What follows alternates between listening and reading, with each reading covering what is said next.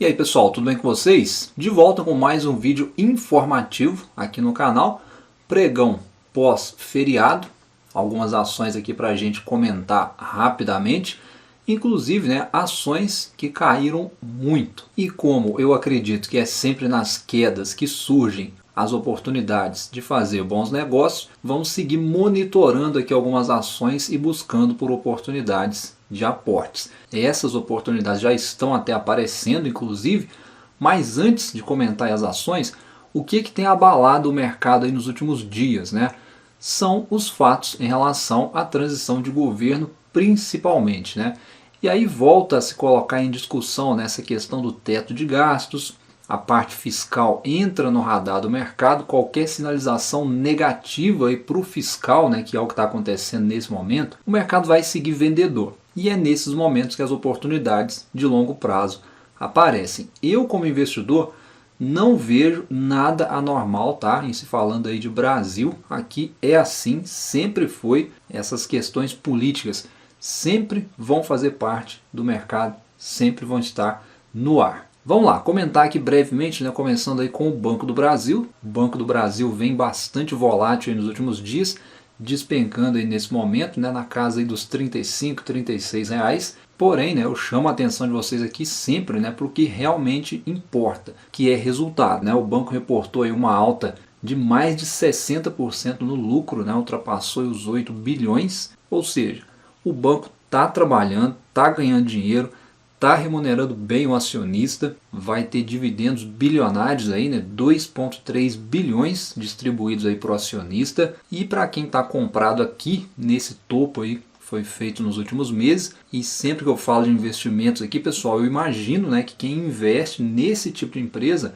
já conhece esse tipo de risco, e foca no aporte mensal, no longo prazo. Inclusive, se falando de longo prazo, vejam só que o investidor que está posicionado aí nos últimos 10 anos, teve um retorno aí de mais de 200%, reinvestindo os dividendos. E se a gente olhar para um período total, esse retorno ultrapassou os 5.000%. Então o que eu chamo a atenção nesse ponto? O mercado financeiro hoje está crescendo cada vez mais.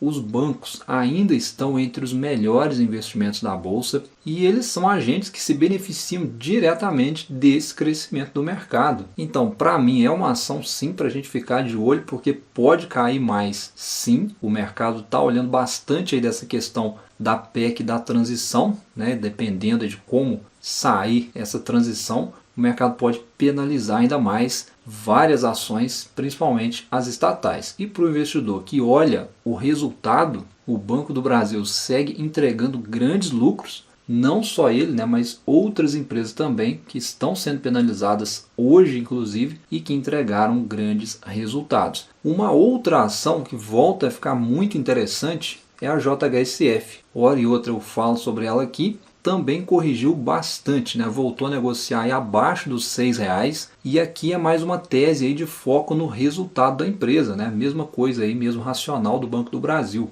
O terceiro trimestre foi um bom trimestre, a empresa continua crescendo os seus negócios e pode-se dizer que volta a ficar barata, tendo em vista essa queda, abaixo dos R$6 aí, a empresa negociando hoje a um PL de 5 vezes, está abaixo aí do valor patrimonial e as margens operacionais da empresa figurando aí entre as maiores margens da Bolsa. Então, para mim, JHSF abaixo aí dos R$6 é oportunidade, obviamente, lembrando que a minha fala aqui é sempre visando o longo prazo. Eu tenho as ações na carteira e nesse sentido eu vejo aí como oportunidade. E ainda falando de ações baratas, agora uma ação largada aí pelo mercado, Sanepar, volta a ficar num ponto interessante, aqui perto aí dos R$17. Aqui na carteira nós temos as units da Sanepar e então a questão aqui, como na minha opinião, não tem expectativa aí, de alguma privatização, o mercado deve olhar muito mais aí para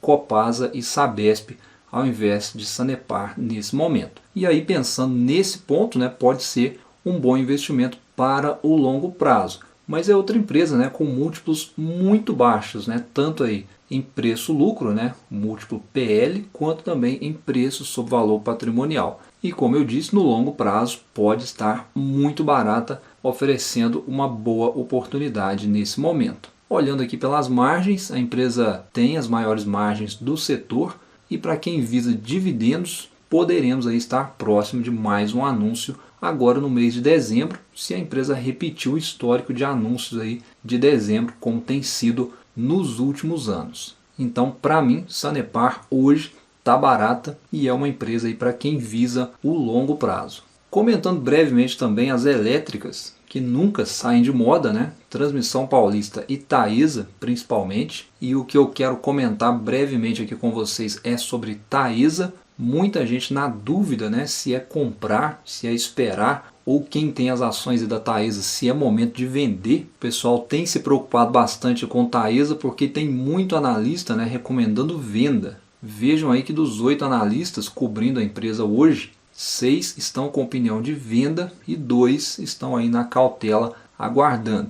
Isso aí são informações, né, da ferramenta do Status Invest, mas na minha opinião, né, o que eu acho aí que pode estar motivando esse cenário de venda, um dos pontos principais, né, em relação à alavancagem financeira da empresa, né, que a gente vem observando nos últimos trimestres aí que vem subindo. Então, como é uma ação para dividendos, essa alavancagem subindo sinaliza menores dividendos no futuro. Não quer dizer que vai ser assim, mas sinaliza isso, né? Quanto mais alta a dívida, menos dividendos a empresa vai conseguir pagar. Chega um ponto até que ela nem distribui por conta da dívida. E esse é um cenário, obviamente, pessimista, né? Mas voltando ao presente, né, no que nós temos agora, se a gente imaginar que ela já queimou aí muito cartucho, né, pagando cifras altíssimas aí em proventos nos últimos pagamentos, é um racional que pode fazer sentido. E por isso, né, essa visão aí mais vendedora, mais pessimista em relação aos papéis da Taesa. Mas não tem nada a ver em relação à qualidade do ativo.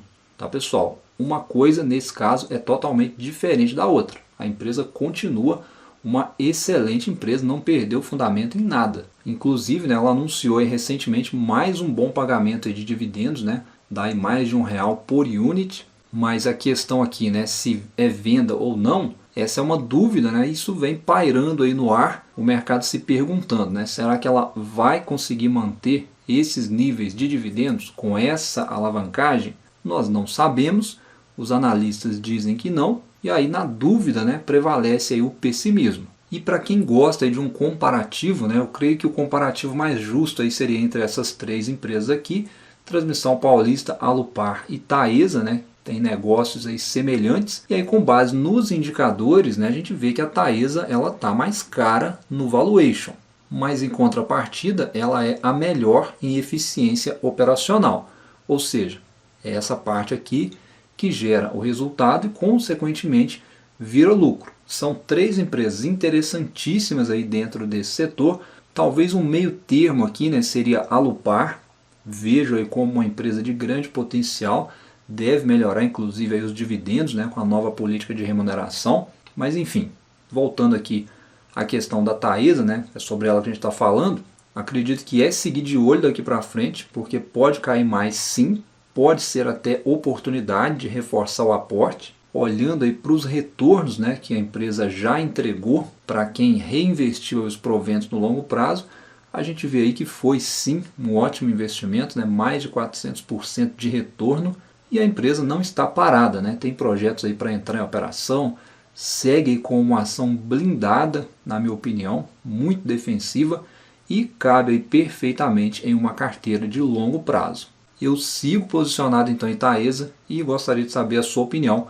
Se você tem as ações da carteira, quais ações do setor elétrico que você tem na sua carteira? Me conta aí nos comentários. Bom, e mais uma ação aqui para a gente ficar de olho, né? Caiu bastante, é Itaúsa.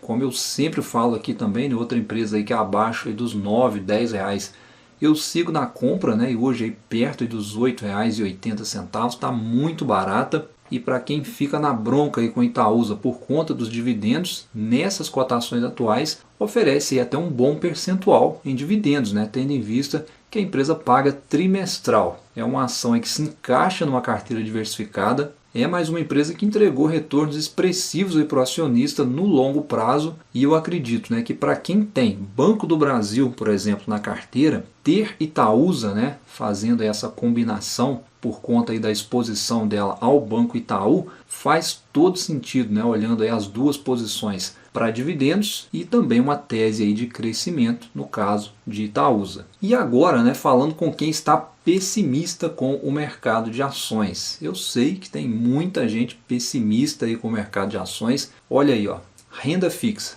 Eu sempre falo aqui para vocês, tenham renda fixa, porque é ela que vai te segurar nos momentos ruins. Olha aí que o Tesouro Prefixado está novamente acima dos 13%. Até poucos dias atrás estava abaixo aí dos 12%. Estava 11,75 mais ou menos. Isso aqui não é nenhuma recomendação de investimento, tá pessoal? Porque eu não sei qual é a sua estratégia de investimento.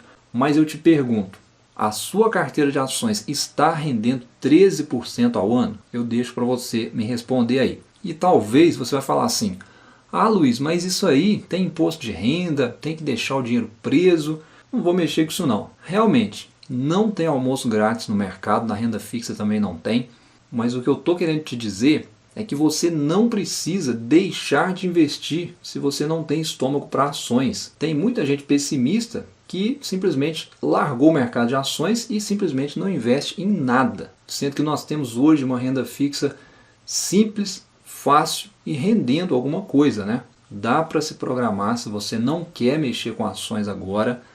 Tem opções adequadas para você. No caso desse título aí, você iria fixar nessa taxa aí próxima de 13%. Pode ser até que você consiga fazer uma grana antes do vencimento, né, por conta aí da marcação a mercado. Eu sugiro que procurem se informar sobre investimentos, inclusive de renda fixa, né? Dá para montar uma carteira, né, que já rende aí alguma coisa já no próximo mês, mesmo sabendo aí que não tem almoço grátis. Alguns investimentos como esse aí de renda fixa, né, são quase 100% seguros. Eu inclusive tenho aí alguns desses investimentos de renda fixa na minha carteira, nos meus investimentos pessoais. Nunca, né, que eu ia deixar uma taxa dessa passar em branco, mas como eu mostro aqui para vocês sempre, né, eu sigo investindo na renda variável, né, tenho 50% em ações, 50% na renda fixa e sigo vivo no mercado aproveitando as oportunidades, tá bom?